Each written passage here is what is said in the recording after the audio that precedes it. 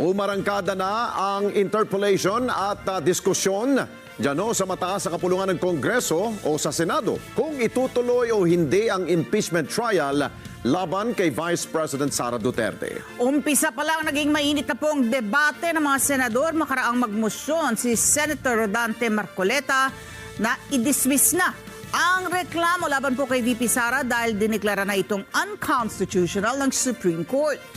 Ito'y sa gitna po ng nakabinbin pong mosyon ng mababang kapulungan ng Kongreso ang Kamara dyan sa Korte Suprema na nagsusulong na bawiin ito ang naunang desisyon at ituloy ang pagliliti sa pangalawang Pangulo. Kunin natin ang live report mula kay Mean Corvera. Mean, nasaan na ang ating mga senador?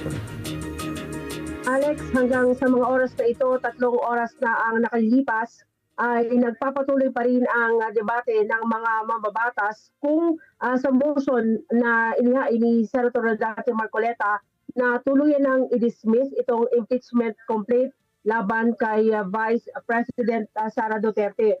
Ayon kay Marcoleta, unanimous ang naging desisyon ng Supreme Court na nagsasabing unconstitutional dahil void ab initio simula pa lamang ang ginawang paghahain ng impeachment complaint laban kay Duterte. Narito ang bahagi ng pahayag ni Senator Rodante Marcoleta.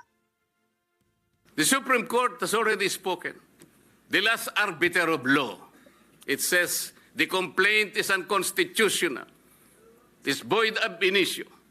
It's violative of due process. The Senate never acquired jurisdiction over this.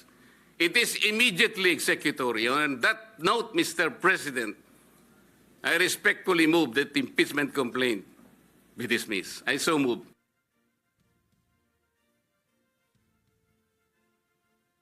Na sinaing ang inihaing reklamo ng mga kongresista na ay minadaling isinumite at ipinasa sa Senado. Sabi ni Marcoleta, agad ipinasa ang Articles of Impeachment samantalang sa desisyon ng Korte Suprema dapat lahat ng reklamo ng impeachment ay dapat idadaan sa House Committee on Justice. Pero hinarang niya ni Senate Minority Leader Vicente Soto ang motion ni Marcoleta. Naghain si Soto ng motion to table, ibig sabihin, isang tabi muna ang motion ni Marcoleta. Sabi ni Senate President Francis Escudero na pagkasundoan sa all-member caucus ng mga senador na ngayong araw dedesisyonan ang issue. Sagot naman ni Soto, wala pang inihaing motion noon for reconsideration sa Korte Suprema. Iginit din ni Senator Ping Lacson na wala sa kanilang rules ang motion to dismiss at kailangan nilang mag-convene muna bilang impeachment court. Narito ang palitan ng debate ng mga senador. Ay, wala pa pong date. Ito po ba ang verification, Mr. President? Hindi po. Ang verification po ay nakasaad po sa mismong tuntunin ng House of Representatives. Balikan po natin ang Section 3. Ano po ang sinasabi? Section 3, Paragraph 2. An impeachment complaint is verified by an affidavit that the complainant has read the complaint and that the allegations therein are true and correct of his personal knowledge or based on authentic records. At the very least, yun ang dapat na ilagay po. Nakalagay po ba sa verification dito? Ng Secretary General ng House of Representatives? Wala po. Palagay nyo lang po merong isa na nag-reverse. Hindi rin po ma-overturn eh. Kasi po ang kailangan po ninyo ay 8 ang mag-reverse. Sa inakala po ba ninyo meron kayong makukuhang 8 na pumirma doon sa unanimous decision na babaligtarin po nila yung kanyang sarili. Kaya napakahirap pong mag-speculate. Ang tumatakbo ng matulin, kung matinik ay malalim. Kaya dapat siguro pag-isipan muna natin kung tama ba na bago magdesisyon ang Supreme Court, basta ibasura na natin ang kaso na ito. Ako po ay nakasapatos at saka sa kalsada kaya hindi po ako matitinik. What I'm pointing out is the danger of outright dismissing the impeachment proceedings by virtue of a decision that is not yet final and still pending appeal. Justice Leoden himself said, Mr. President, I quote, "The Supreme Court is not perfect. Citizens and academics certainly have the right to call attention to the fallibility of the courts." Tama po yun. There is no perfect institution.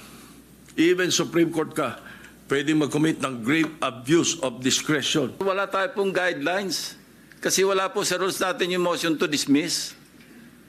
So anong guidelines ang susundin natin in addressing the motion to dismiss submitted by the Honorable Marcoleta?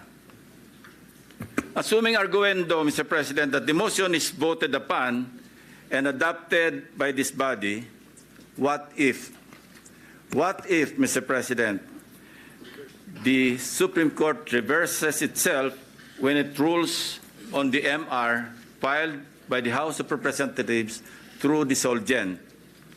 Shall we also backtrack and reverse ourselves? And the chair, with an abundance of caution, same with us good senator right now, decided to afford the Supreme Court time during the recess to decide on the matter. And when they did not, the Senate, in accordance with its duty, convened the impeachment court when we resumed session. Given that we cannot conduct impeachment proceedings that have not yet begun yet during the recess. Alex, sa mga oras na ito ay hindi pa nagbe-break itong sesyon ng Senado at tuloy ang plenary deliberations at debate tungkol dun nga sa motion ni Marcoleta at ang motion ni Senate Minority Leader Vicente Soto na sinigundahan niyan ni Senator Risa Hontiveros.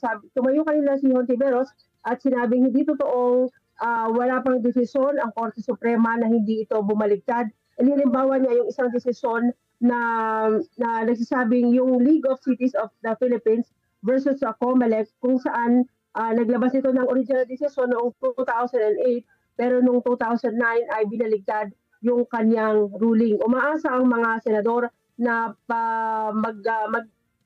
magiging daan ito at hindi mo na magdedesisyon tungkol doon sa mga motion. Sabi ni Escudero, mas mataas yung motion to table ni Soto kumpara sa motion to dismiss ni Marcoleta at ito daw yung dapat pagbotohan at yan ay si Senator Raffy Tulfo. Alex. Mean, mukhang nagkakadiskusyon sila tungkol dun sa wordings no, ng motion na minungkahi ni Senator Marcoleta na gusto niyang i-dismiss.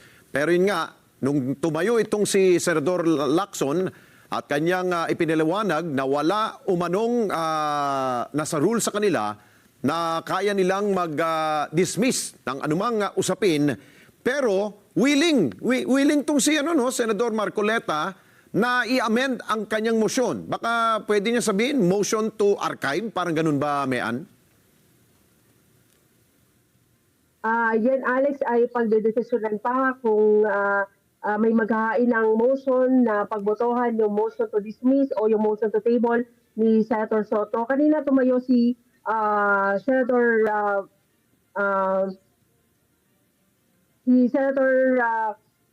ang sinabi ng isang mamabatas ay ang pinag-usapan daw dun sa caucus ng mga senador ay dapat magdesisyon ngayon outright. Pero sabi nga nitong si Senator Soto, merong pending na motion sa Korte Suprema itong mga dating maestrado ng Korte Suprema kahit na si Ombudsman Morales. Ang sinabi niya merong motion to TRO na inihain noong nakaraang araw at dapat daw magdesisyon muna hinggil dito ang Supreme Court at dapat daw hintayin muna yan ng mga mababatas bago sila tuluyang magdesisyon dito sa mga motion ng mga senador. Oo, Mean, yung bang motion to table at yung archive ay magkapareho lang ba yun? Parang sa wording, Alex, ay una magkaiba. Pero ang intindi dyan ng iba ay pareho lang ng interpretasyon. Pero ang sabi nga, yung motion to table kasi ay ibig sabihin ipagpaliban mo na, Alex. Yun, Kasi parang yung motion parada to lang. archive itago na, parang gano'n. Oo. Okay. So yan ang pag pinagdedebatehan pa ngayon itong mga mamabata. Oo, parang yung table, parang iparada mo lang muna habang inaantay yung desisyon, no, yung final decision ng Supreme Court. Pero ano bang naririnig nyo dyan? At siyempre, meron kayong mga kausap dyan na may ano, kung sakali magkaroon ng botohan ngayong gabing ito, tungkol dyan sa usapin na i-dismiss ba, i-table o i-archive, ano ba, may numero ba?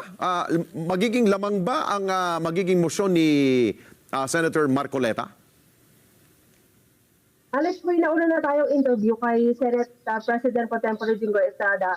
Ang sinasabi niya kung pagbabatayin yung body language ng mga senador, 19 to 20 Naku. na mga senators na yung pabor na ibasura, yung outright yung desisyon ng yung impeachment case laban sa Vice President dahil dun sa unanimous decision ng Supreme Court. Sabi nila, immediately executory itong desisyon, pero naharangayan kanina dahil meron daw pending na motion for reconsideration sa Korte Suprema. Ito, siguro panghuli, on a lighter side, dahil tumayo itong si Senador Bam Aquino, mukhang gusto niya mag-convene, no, as a trial court. Mukhang gusto yata niyang manumpa at makasuot man rin ng robe. Tama ba? Alex, kanina nag-move sa may mukha din si Santo Risa. Sabi niya, mas mabuti pa siguro, papanumpain na lang yung mga bagong senador bilang mga senator judge at mag-convene, saka tayo mag-decide. Kasi nga doon sa motion, ang sabi ni Senator Ping Lacson, wala yun sa rules ng Senado ngayon, yung outright dismissal, dahil hindi naman sila impeachment court para mag-decide doon sa reklamong impeachment. Ayun, in fairness naman, maganda sa larawan yan. Kung naka-robe sila, mayan, di ba? Tama, Alex. O sige, antabayan na natin dahil mahaba-haba pa itong usapin. Ito, mukhang si Senador Erwin Tulfo na ngayon ang siyang susunod na mag-interpolate dito kay Senador Marcoleta. So, babalikan ka namin kung ano man ang magiging pasya ng ating mga mambabata sa mataas sa kapulungan ng Kongreso. Mayan Corbera, mata natin dyan po sa Senado.